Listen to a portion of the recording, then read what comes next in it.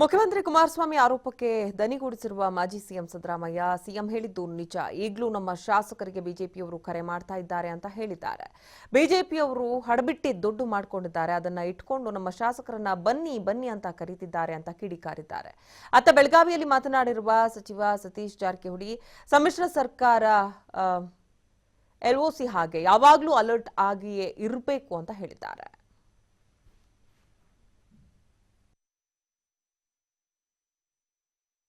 No Operation Kamala at all.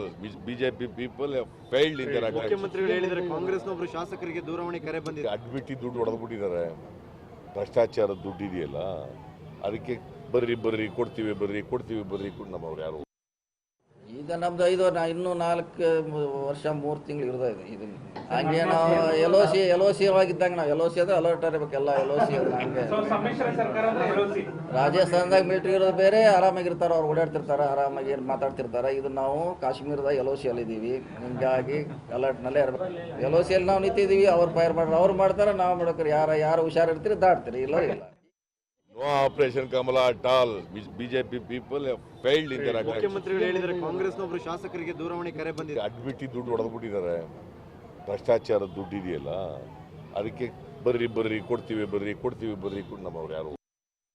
ಈಗ ನಮ್ದು ಇನ್ನೂ 4 ವರ್ಷ 3 ತಿಂಗಳು ಇರೋದ ಇದು.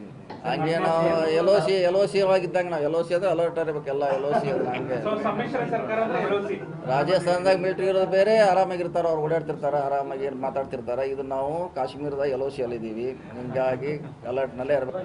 ಎಲ್.ಒ.ಸಿಯಲ್ಲಿ ನಾವು ನಿಂತಿದ್ದೀವಿ, ಅವ್ರು ಫೈರ್ ಮಾಡ್ರೆ ಅವ್ರು ಮಾಡ್ತಾರೆ, ನಾವು ಮಾಡ್ತಾರೆ. ಯಾರು ಹುಷಾರಿರ್ತೀರಿ ದಾಟ್ತೀರಿ, ಇಲ್ಲ.